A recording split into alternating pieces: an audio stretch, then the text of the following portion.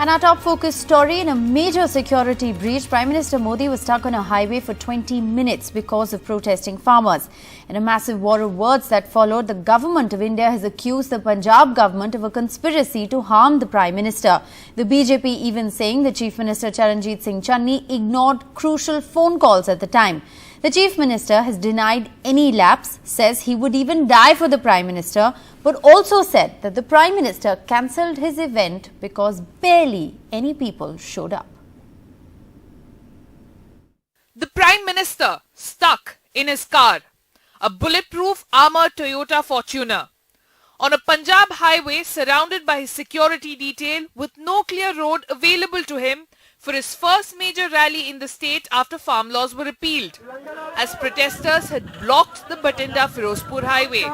An unprecedented security breach in the Prime Minister's security, said the government. This, as news agency ANI reported, the Prime Minister told Bathinda airport officials they should thank their CM that he is leaving Punjab alive. Narendra Modi देश के प्रधानमंत्री बने देश के नागरिकों के vote और आशीर्वाद से। उन्हें ध्वस्त करना है तो इलेक्शन में करते हैं। ये साजिश रचने की क्या जरूरत थी? But today they tried to harm the Prime Minister of India so that Narendra Modi could be brought to harm. A BJP worker in a car following the Prime Minister tweeted this. देश के प्रथम प्रधान सेवक प्रधानमंत्री मोदी जी की car सामने से मैं और वो एक ही रोड पे हैं, कितना बड़ा सिक्योरिटी लैप्स है, और वो सामने 10 मिनट खड़ी रहने के बाद यू टर्न लेके वापस आ रही है. Punjab ministers immediately refuted this, tweeting pictures of empty seats at the PM's planned rally in Firozpur, saying the PM cancelled the rally because of lack of crowds. The Punjab Chief Minister categorically ruled out any security threat to the Prime Minister, saying the Prime Minister had changed his route at the last minute. This, as the BJP President JP Nadda said, Channi had refused to pick up his phone during the hold-up.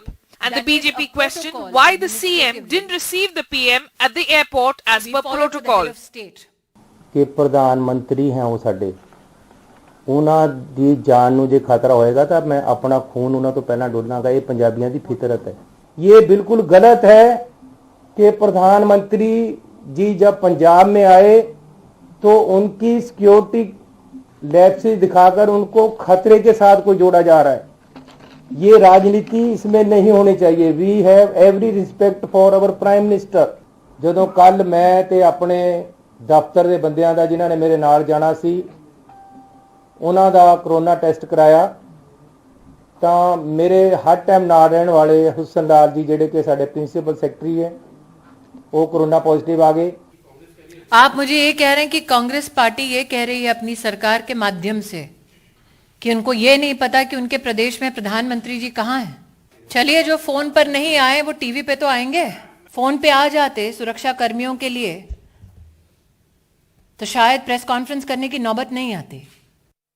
With the Punjab elections just months away, this is now a major issue. Ex-Chief Minister Amrinder Singh said the government must be dismissed immediately. Even senior Congress leader Sunil Jakhar tweeted this was against Punjabiyat. Amid the political din, however, the fact remains this is a major breach of security and unprecedented that a PM had to return from Punjab, cancelling his scheduled programs. NDTV Bureau Report. Meanwhile, on to our top focus story, which is the rapid surge in COVID cases in India. It is now officially being called the third wave of COVID in the country. Cases are up 6 times in just the last 8 days. Take a look at the graph of cases from the 29th of December, when India reported over 9,000 cases, to the first day of 2022, when cases were up to 22,000 a day.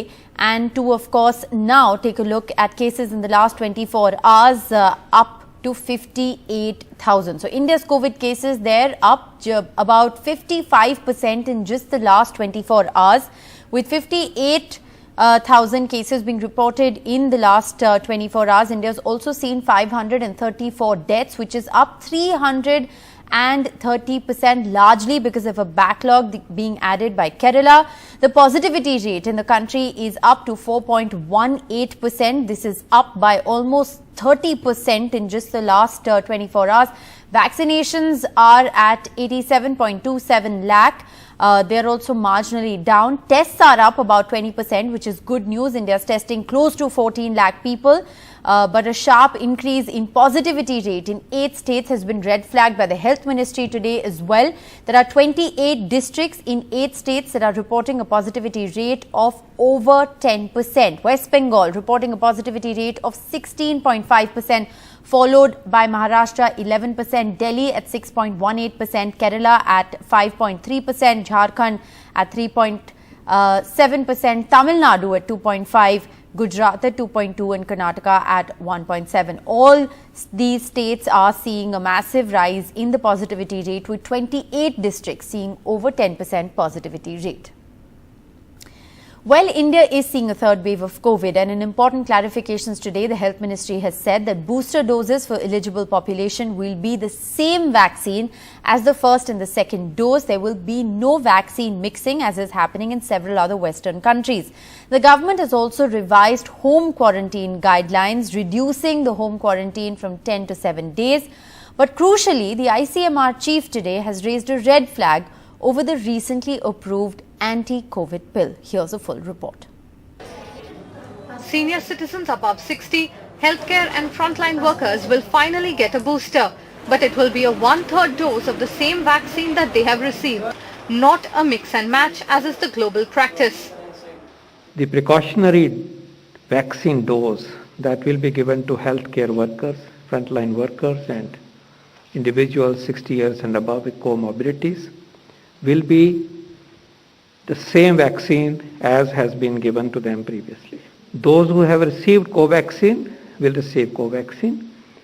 Those who have received the primary 2 doses of Covishield will receive Covishield. But this decision may change as more data emerges. But the big question remains, when will all eligible adults get a booster, particularly since Omicron is growing exponentially? To this, there is no answer yet. Significantly, the government has cautioned about the use of Molnupiravir, the anti-COVID drug which is being manufactured in India despite getting emergency use authorization. We have to remember that this drug has major safety concerns. It can cause teratogenicity and what you have mentioned, mutagenicity, and it also can cause cartilage damage and can also be damaging to muscles also. So it is not included in the National Task Force treatment. The WHO has not included it.